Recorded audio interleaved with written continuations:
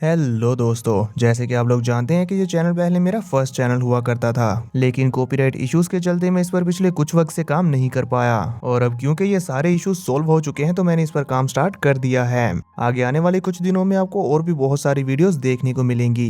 अगर आपको मेरे ये एफर्ट्स अच्छे लगे तो इस चैनल को भी जरूर सब्सक्राइब कर लें। तो चलिए फिर अब बिना टाइम वेस्ट किए स्टार्ट करते हैं आज की इस वीडियो को। जैसा कि स्वेलो स्टार के एपिसोड 191 में हमने देखा कि पर्पल बेल किंग ने अपना पूरा फोकस लुओ फैंग को जान से मारने में लगा दिया था और उसने अपने दो powerful allies heavy arrow king और ब्लड बीस्ट किंग को भी कन्विंस कर लिया था कि अगर तीनों मिलकर अटैक करें तो लुओ फैंग को हराना मुश्किल नहीं होगा। यहाँ पर्पल बेल किंग को अपनी पावर पर इतना कॉन्फिडेंस था कि उसे लगा कि ये फाइट उसके लिए इजी विन बन जाएगी, लेकिन वो ये नहीं जानता था कि लुओ फैंग ना सिर्फ एक फाइटर है बल्कि एक ब्रिलियंट स्ट्रेटजिस्ट भी है। और फिर हमने देखा कि जैसे Luo Fang star illusion king की हेल्प से पर्पल बेल किंग के करीब टेलीपोर्ट हुआ तो उसने यहाँ पर आते साथ ही अपने प्लान को एग्जीक्यूट करते हुए जज मॉन्स्टर की आर्मी को कमांड देते हुए 3000 किलोमीटर दूर से ही एक massive energy beam attack purple bell king के ऊपर लॉन्च करवा दिया। क्योंकि वो यहाँ पर पहले से ही लुओ फैंग के किसी भी हमले के लिए तैयार था, इसीलिए वो फैंग के इस अटैक को टाइम रहते ही टेलीपोर्ट होते हुए डॉज कर लेता है। इस अटैक की पावर को देखने के बाद पर्पल बेल किंग को भी समझ आ गया था कि मैं नॉर्मली लुओ फैंग के साथ फाइट नहीं कर सकता, इसीलिए वो अपने ट्रम्प कार्ड को सबसे पहले यूज करने लग गया था। और फिर अब जैसे लुओ फैंग के ऊपर हैवी एरो किंग और ब्लड बीस्ट किंग एक साथ अटैक करना शुरू करते हैं तो फैंग को समझ आ गई थी कि अब ये बैटल बहुत इंटेंस हो गई है, इसीलिए वो भी बिना टाइम वेस्ट किए अपने new treasure space locking arm का यूज कर देता है, जिसके चलते अब आसपास का सारा एरिया सील हो गया था और लुओ फैंग के तीनों एनिमीज भी इसमें फंस चुके होते हैं। तो इस मौके का फायदा उठाते हुए फैंग फायर गोड क्रिस्टल्स को डेटोनेट करवा देता है, जिससे एक मैसिव एक्सप्लोजन होता है जिसकी डिस्ट्रक्टिव पावर किसी भी लिमिट किंग लेवल से 10 गुना ज्यादा थी। फैंग के इस ट्रम्प कार्ड से ये तीनों वॉरियर्स खुद को नहीं बचा पाते और बार बार इनकी अनडाइंग बॉडीज डिस्ट्रॉय हो रही थी। इसी के चलते हमें देखने को मिलता है कि पर्पल बेल किंग की 50% डिवाइन बॉडी डिस्ट्रॉय हो चुकी थी और हैवी एरो किंग की 59% और ब्लड बीस्ट किंग की 45% बॉडी डैमेज हो जाती है। ये सब हो जाने के बाद भी पर्पल बेल किंग अपनी ईगो में आकर सोचता है कि वो तीनों मिलकर अभी भी लुओ फैंग को मार सकते हैं, पर इससे पहले कि उसे आगे कुछ भी करने का मौका मिल पाता फैंग दूर से ही बड़ी तेजी के साथ अपनी लाइन लाइटनिंग स्वॉर्ड को उसके ऊपर थ्रो कर देता है, जिससे वो डायरेक्ट हिट हो गया था। और हमें पता चलता है कि फैंग की स्वॉर्ड के ऊपर फेमो पॉइजन लगा हुआ था, जिसकी वजह से पर्पल बेल किंग की बॉडी पूरी तरह से कोलैप्स करने लगती है। तभी फैंग भी उसके पास आकर उसे इसकी सारी डिटेल बताता है कि अब तुम्हारे साथ क्या होगा। और यहाँ जैसे जैसे पर्पल बेल किंग की बॉडी कोलैप्स हो रही थी तो उसे रियलाइज हो गया था कि वो मरने वाला है, इसीलिए वो इन्हीं कुछ ही सेकंड्स में लुओ फैंग की जिंदगी को आजाद बनाने के लिए अपनी एक आखिरी चाल चल गया था कि मैं तो मर रहा हूँ, मैं तुम्हें भी साथ लेके मरूंगा, भले ही मैं खुद ना मार सका। और अब फिर इसके बाद पर्पल बेल किंग की कॉन्शियसनेस पूरी तरह से कोलैप्स हो जाती है, जिसके बाद फैंग तो वहां से चला गया था, पर हमें देखने को मिलता है कि पर्पल बेल किंग की बाकियात से कुछ वर्चुअल मैसेजेस निकलते हैं जो तेजी के साथ पूरे यूनिवर्स में फैल गए थे। तो चलिए अब जानते हैं कि एपिसोड 192 में हमें क्या देखने को मिलेगा। एपिसोड स्टार्ट होते ही हमें पता चलता है कि पर्पल बेल किंग के मारे जाने की न्यूज पूरे कॉन्टिनेंट में फैल चुकी है। वहीं इधर अब Luo Fang purple bell king को मारने के बाद हैवी एरो किंग और ब्लड बीस्ट किंग का पीछा करेगा उन्हें मौत के घाट उतारने के लिए।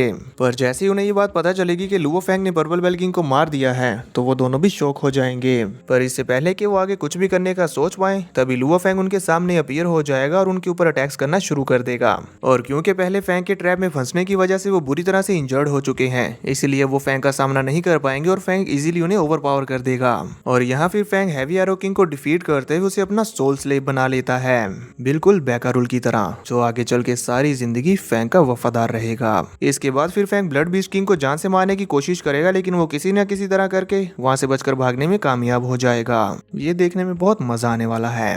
ये फाइट सिर्फ एक जीत नहीं थी बल्कि पूरे यूनिवर्स के लिए एक वार्निंग भी थी कि लुओ फैंग अब वो ह्यूमन किंग इमोर्टल बन गया है जिसे अंडर एस्टिमेट करना सबके लिए खतरनाक साबित होगा।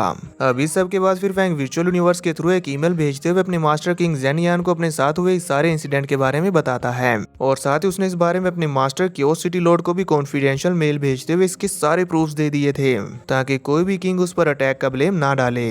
ऐसा इसलिए क्योंकि फैंग जानता है कि आगे चल के ये ईमेल उसकी प्रोटेक्शन के लिए एज अ शील्ड काम करेंगे, क्योंकि अब कई सारे पावरफुल किंग्स हैं जो उसके खिलाफ प्लान बना रहे होंगे सैक्रिफिशियल टावर से मिले हुए उस ट्रेजर को लेने के लिए। एपिसोड 192 के ट्रेलर में भी हम देख पा रहे हैं कि कई सारे वॉरियर्स फैंग के ऊपर अटैक कर रहे हैं जिन्हें वो अपनी लाइन लाइटनिंग स्वॉर्ड का इस्तेमाल करते हुए हैंडल कर रहा है और कई सारे लोगों को तो उसने एक साथ ही निपटा दिया है। ये और कोई नहीं बल्कि किंग लेवल के वॉरियर्स है जो फैंग की वेल्थ के पीछे पड़े हुए हैं।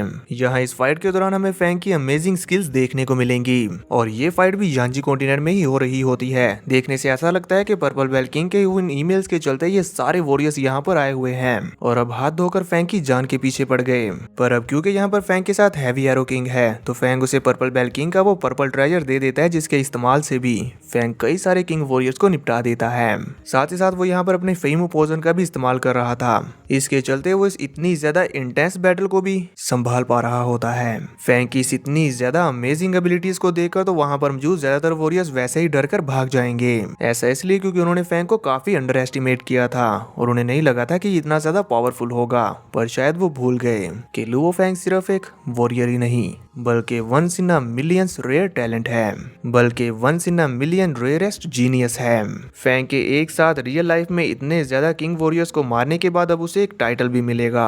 फैंग का वो न्यू नेम क्या होने वाला है ये तो हमें नेक्स्ट एपिसोड में ही पता चलेगा, पर आगे आने वाले एपिसोड्स में हम देख पाएंगे कि जैसे ही फैंग का वो नेम जो कोई भी सुनेगा वो एक बार तो थरथरा उठेगा और उसकी हिम्मत नहीं होगी कि वो फैंग के सामने रेजिस्ट करे। Just like silver wing king, जैसे ही किसी को उसका नेम पता चलता है तो वो वैसे उससे दूर भागते हैं और फिर सभी लोग फैंग को इसी नेम से ही पहचानने लगेंगे। उसकी पावर्स और फाइटिंग स्टाइल ने सबको शॉक कर दिया था। इतनी मैसिव विक्ट्री के बाद अब सभी मेजर कैंप्स में लुओ फैंग का नाम डिस्कशन का एक सेंटर बन गया है। फैंग के मास्टर किंग जेनियान तो अपने डिसाइबल के ऊपर बहुत प्राउड फील करते हैं, लेकिन साथ ही शॉक्ड भी थे क्योंकि लुओ फैंग ने किंग इमोर्टल को डीप स्लीप में डाल दिया। ऐसी फाइट तो कभी खुद किंग जेनिया ने भी नहीं की होगी। केओस सिटी लॉर्ड ने लुओ फैंग की ये न्यूज सुनी तो उन्होंने फौरन से लुओ फैंग की रियल आइडेंटिटी को सीक्रेटली क्लासिफाई कर दिया और सभी को ऑर्डर भी कर दिया कि कोई भी ह्यूमन इमोर्टल उसे प्रोवोक ना करे। इसके चलते अब सबको पता चल गया था कि अगर किसी ने लुओ फैंग से पंगा लिया तो उसका अंजाम सिर्फ मौत होगा।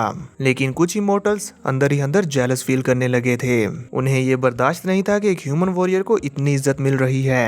केओस सिटी लॉर्ड को भी समझ थी कि लुओ फैंग ने अपनी पावर्स के साथ कुछ सीक्रेट छुपा रखे हैं, पर उन्हें इससे कोई फर्क नहीं पड़ता क्योंकि वो जानते थे कि लुओ फैंग ह्यूमंस के लिए हमेशा लॉयल रहेंगे और साथ ही उनके लिए भी। अब क्योंकि इस वॉर के बाद लुओ फैंग ने फेम के साथ साथ इमेंस वेल्थ भी गेन की थी क्योंकि उसने 2 अनडाइंग वॉरियर्स को किल किया था। इसके चलते अब उसके पास 200 बिलियन से भी ज्यादा के ट्रेजर्स थे, लेकिन वो जानता था कि अपनी एवोल्यूशन और रियल पावर के लिए ये अभी भी इनफ नहीं है। ये सब सोचने के बाद फिर वो अपने नेक्स्ट प्लान पर काम करना शुरू कर देता है। मैं तो नेक्स्ट एपिसोड के लिए बहुत एक्साइटेड हूँ। क्या आप लोग हैं? कमेंट करके जरूर बताना।